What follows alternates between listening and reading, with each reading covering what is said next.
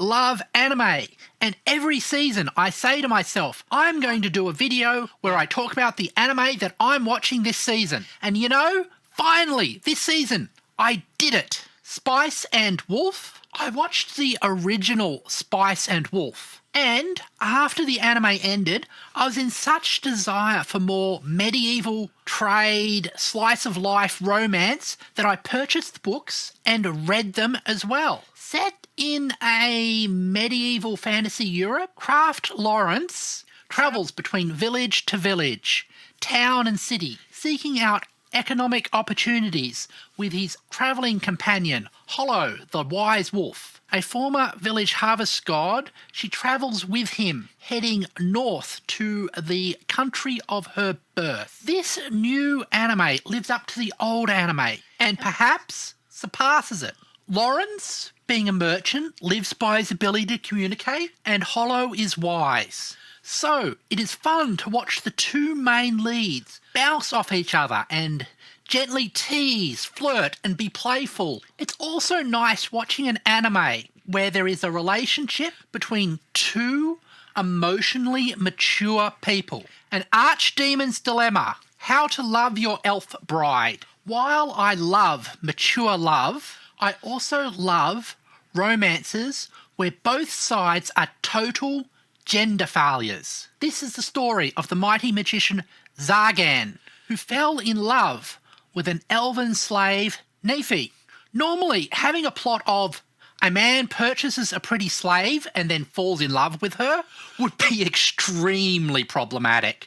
However, since we get to witness the archdemon's thoughts, we get to see how much of a complete and utter dork this guy is. Many of these problems are further fixed in the plot by the archdemon freeing Nephi from slavery at the first opportunity he has. Then his releasing her and allowing her to exist independently of him, her returning to him, also helps. There is still a power imbalance between the two, since he takes her on as his apprentice, and also he is like one of the 12 most powerful humans in this world. But the problematic nature has been reduced to something that I can live with, and I just enjoy the cute ear wiggles. I have a tiny bit of concern that this is going to end up turning into a poorly executed harem anime, though since we are at episode 9 of what I'm going to assume is a 12-episode core, I don't think this is going to happen, simply because if there was a secondary character romance, it would have been introduced by now. I was reincarnated as the 7th prince, so I can take my time perfecting my magical ability.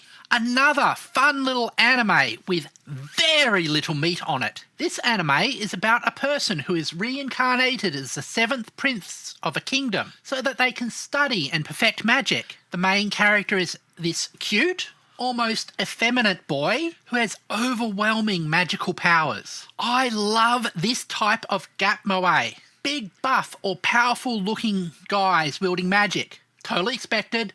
Snorefest. But little girls or boys doing the same? Sign me up! 7th Prince is about as substantial as pink cotton candy, and if you're in the mood for something that requires no mental effort at all, pop this one on. That Time I Got Reincarnated as a Slime. On the topic of little effeminate looking creatures with overwhelming magical powers, we have this season of That Time I Got Reincarnated as a Slime. Now, some people have complained that the first 7 episodes are just people sitting around in meetings. I enjoy this type of meaty world building, though I would have rather they had done it in a more artistic manner. This is one of the problems with adapting stories from other media. In written media, having a meeting between characters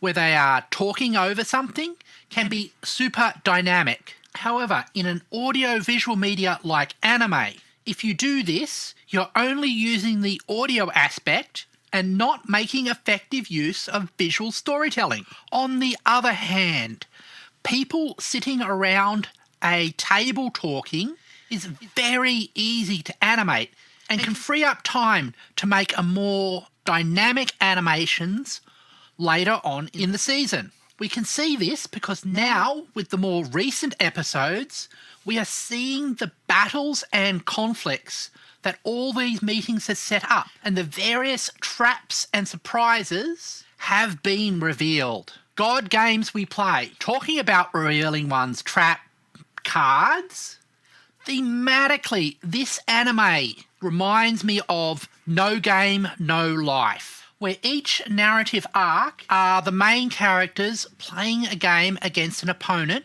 and using their skills to win. Unlike No Game, No Life, the main character is very bland. He is the skinless chicken of anime. I have a fondness for puzzle-style conflicts, so I've been enjoying this. And thankfully, almost everybody else but the main character has a personality and character, especially the guy who has decided that if he's in a game anime, then he is going to be the over-the-top Yu-Gi-Oh! Rival, even if the MC doesn't have any interest in having a rival. The games are consistent within their own logic, and it's fun to see the twists and turns that come about because of that. Train to the End of the World. In another demonstration of something being consistent within its own logic, and only its own logic, is this surreal anime. Surreal in the artistic sense of the word. A dreamlike anime set in the world where the launch of the G7 phone network has twisted time and space. 4 friends travel along the Seibu Ikeburo line in an effort to find out what happened to their 5th friend, who went missing just before the world went wrong.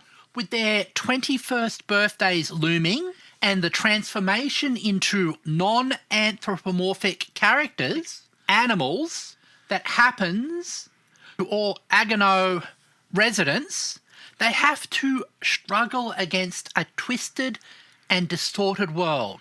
A world with parasitic inumi mushrooms, a shogi version of Alice through the looking glass, and zombies who get destroyed by erotic verse. Every episode is a delight. I especially enjoy that when operating the train, the girls exercise proper point and say technique. There you have it. The 6 anime that I'm watching this season. What anime are you watching? Are there any that you think I should be picking up? Anyway, please subscribe and watch my other videos, as I'm getting very close to hitting 1,000 subs.